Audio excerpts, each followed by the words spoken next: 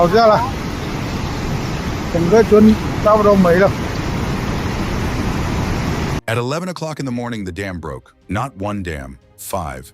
In the space of a single morning in southern China, 2 sections of the Liulan Reservoir dam collapsed simultaneously. 整个村差不多没了。这六廊水库啊。 Creating a gap 50 meters wide, 164 feet of open concrete, with 93 million cubic meters of water behind it. That water did not flow downstream, it exploded downstream, and within hours, villages that had stood for generations were submerged under a wall of mud, broken trees, and debris that moved faster than anyone could run.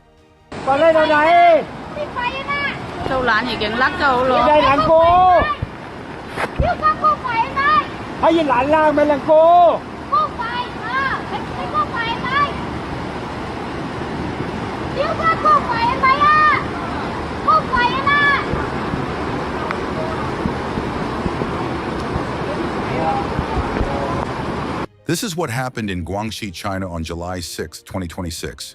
And the part that should concern you most is not what already happened. It is what is still happening right now.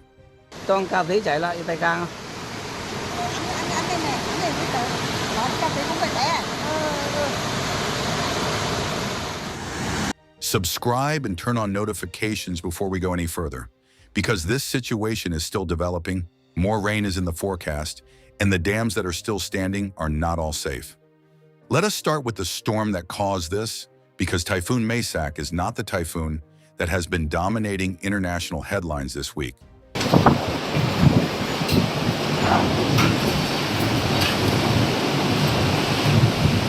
That would be Super Typhoon Bavi, which made landfall on the island of Rota in the northern Mariana Islands with 150-mile-per-hour winds.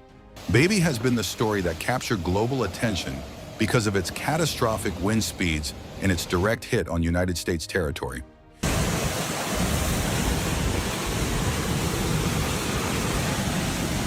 But Maysak, the smaller, quieter storm, has just demonstrated something that meteorologists have been saying for years and that the public consistently underestimates.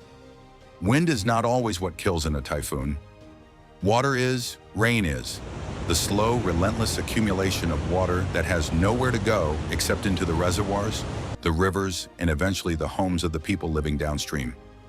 Typhoon Maysak made landfall in Hainan on July 3rd and then stalled over the Guangxi Zhuang Autonomous Region, pumping warm, moisture-laden air from the South China Sea directly inland for days without moving on. The result was rainfall on a scale that shattered records. In Bafeng Village, in Binyang County, 713 millimeters of rain fell in a single 24-hour period. That is 28 inches. That is more rainfall in one day than many cities receive in an entire year. It is the highest 24-hour rainfall accumulation ever recorded in Guangxi. That water had to go somewhere. By Saturday, it was going into reservoirs that were already at or beyond capacity after days of continuous rain. By Sunday morning, 82 monitoring stations along 65 rivers across Guangxi had been pushed above warning levels, with water levels exceeding safety thresholds by up to 5.8 meters in some locations. The entire regional water management system was under simultaneous stress across an enormous area.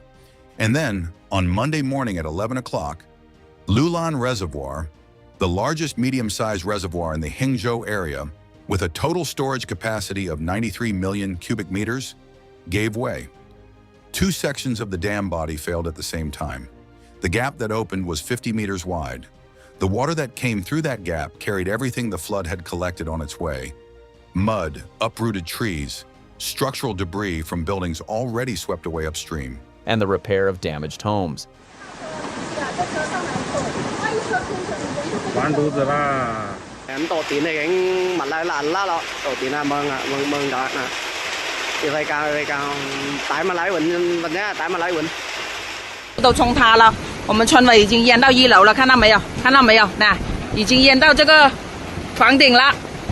Eyewitnesses on the downstream side filmed what they described as a wall of water tearing through homes while people screamed, that the dam was gone.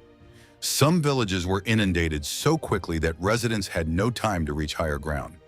They climbed to second floors and rooftops and waited, surrounded by moving water, with roads cut off and supplies running out.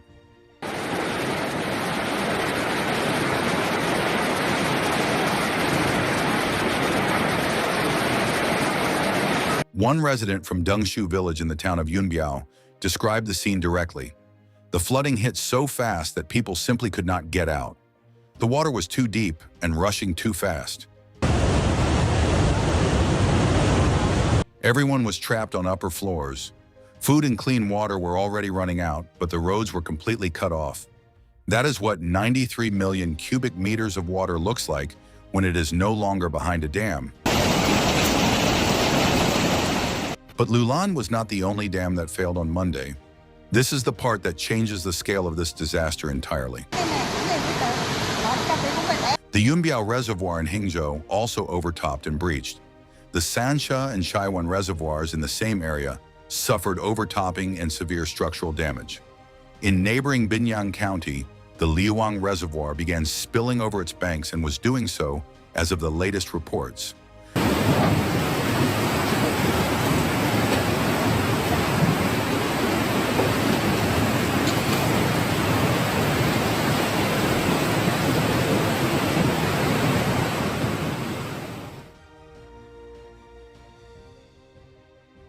Four reservoirs failed or were critically compromised in a single region on a single day.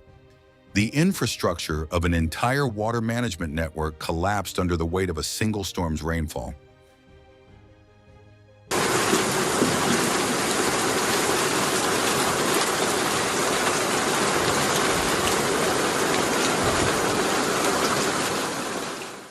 In response, the Nanning city government did something it almost never does.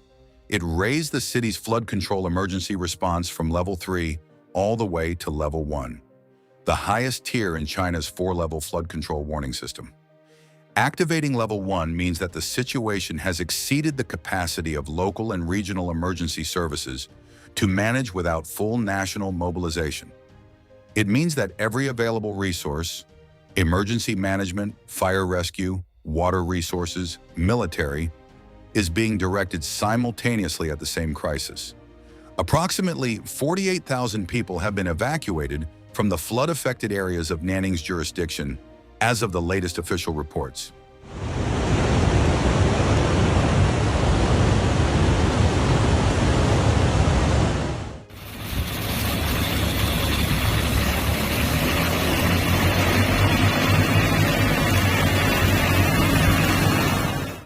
In total, approximately 55,000 people have been affected by the flooding.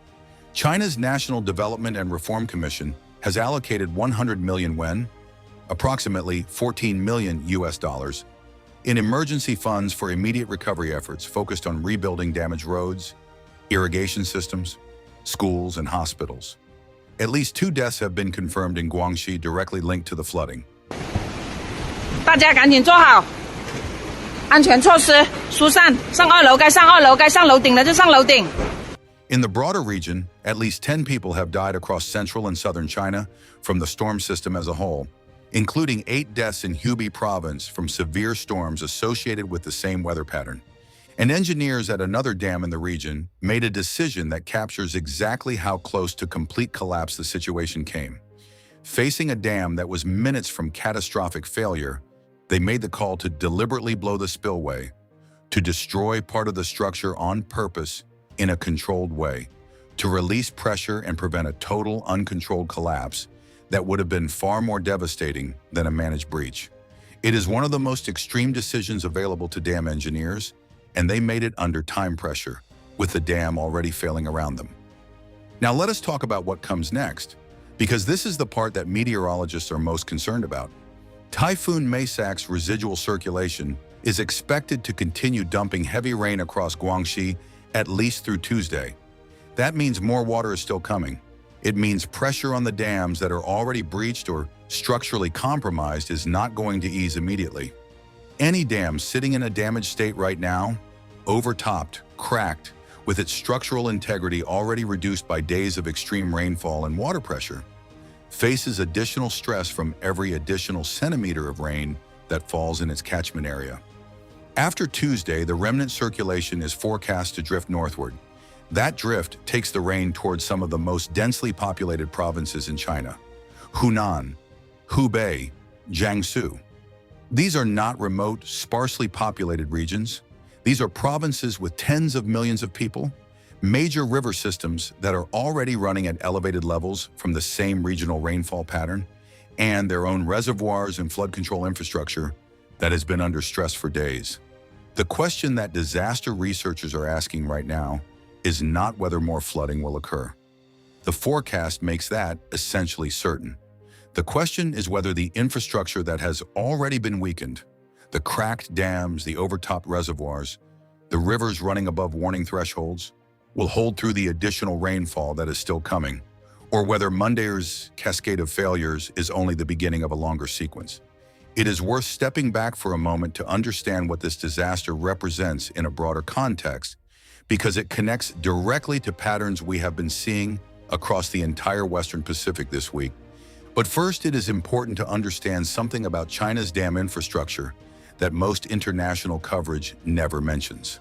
China has more dams than any other country on Earth, approximately 98,000 registered dams, more than the next 4 countries combined. The vast majority of those structures were built during the rapid industrialization and agricultural expansion of the 1950s, 1960s, and 1970s, using construction standards and materials that reflected the technology and resources of that era. Many of those dams are now between 50 and 70 years old. They were not designed for the rainfall intensities that climate scientists are now documenting across southern China. They were not stress tested against 713 millimeters of rain in 24 hours. And in many cases, the maintenance and inspection records for these structures are incomplete or not publicly available. The Chinese government has been aware of this vulnerability for years. A major dam safety campaign launched in the early 2000s identified tens of thousands of dams as structurally deficient and requiring urgent repair or replacement. Progress has been made, but with 98,000 structures spread across an enormous country, and with climate patterns producing increasingly extreme rainfall events in the regions where many of those structures sit, the gap between the pace of infrastructure improvement and the pace of climate change has not closed. 2 typhoons are currently active in the Western Pacific simultaneously. Super Typhoon Bavi, with its catastrophic wind speeds, has been the story that international media focused on. But Typhoon Maysak, the smaller and less dramatic storm, has just killed people, destroyed dams, displaced tens of thousands, and brought parts of southern China to the brink of one of its worst flood disasters in years, without making landfall as a major typhoon, without generating the kind of dramatic satellite imagery that drives global headlines. The lesson here is one that meteorologists have been delivering for years without it fully penetrating public consciousness. A typhoon does not need to be a Category 5 monster to be catastrophic. It needs to stall in the right place, over the right terrain, with the right amount of moisture for long enough. Maysak did exactly that, and 713 millimeters of rain in 24 hours and 5 failed or compromised dams and 55,000 people affected is the result. This situation is still developing. The rain has not stopped. The damaged dams are still standing, for now. The residual circulation is still moving. If you want updates on this story as it develops, subscribe and hit the bell, because the most important part of what happens in Guangxi may not have happened yet.